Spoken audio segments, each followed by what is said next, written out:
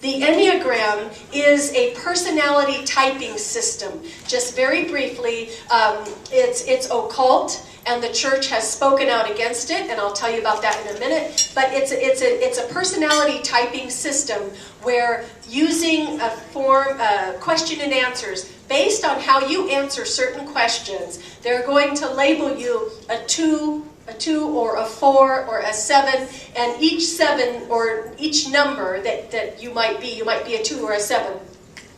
They say you have certain parts of your ego that is posing an obstacle to you becoming the image of God that you are meant to be. And so you use this, it kind of looks like a pentagram, which is our first clue.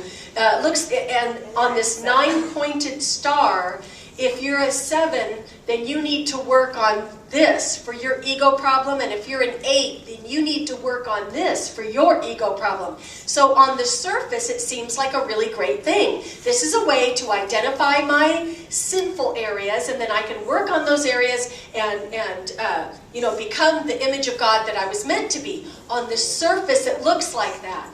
But the reports that have been coming in for decades started coming in telling us what teachers of the Enneagram were saying. They were saying that we all are essence, and what essence is God.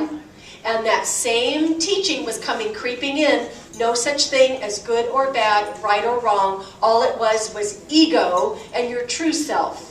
I mean, all kinds of moral licentiousness was creeping in through this teaching. So they started looking at it. You need to go online, I wish every Catholic could do this, and get a document written by Father Mitch Pacwa. It's called Enneagram, a Modern Myth.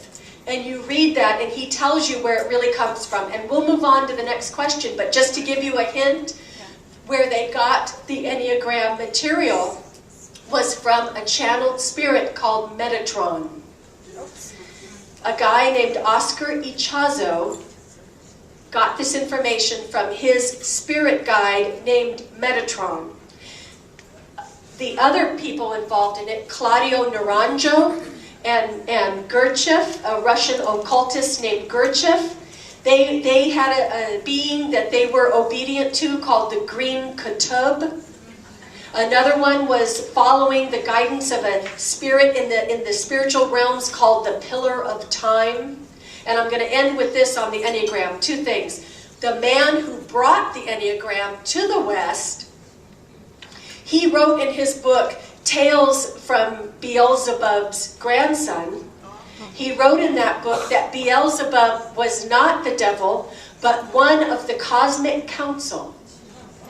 So that's the roots of the Enneagram, and Father Mitch Pacwa has been warning against it. Very last note, in the 2003 New Age document that the Vatican put out, called Jesus Christ, the Bearer of the Water of Life, put out in 2003, it's a document trying to help people understand what's New Age and to reject it, and what's truly Catholic, and this is the truth. That document is wonderful. You can read it for free on www.vatican.va, V like victory. That document said that the Enneagram is an example of something Gnostic. Gnosticism is a heresy. It had to do with trying to discover hidden knowledge through illicit means. So that document said the Enneagram is an example of something Gnostic that, when used as a tool of spiritual discernment, brings an ambiguity, which means confusion, into the life and the faith of the Christian. It got a thumbs down in that document, and that's why we as Catholics should not be doing the Enneagram. Okay, now listen, right here, just one example of the false teaching in the Enneagram teaching.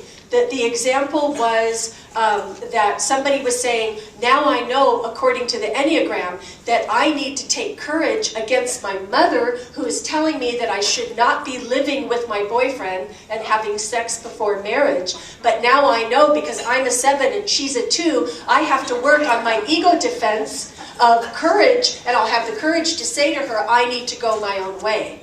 And this was applauded by the Enneagram teacher, and that Enneagram teacher was a Catholic nun. So this is how you start losing your good understanding of what God has taught us is good or bad, right or wrong. You need to go on. Yes.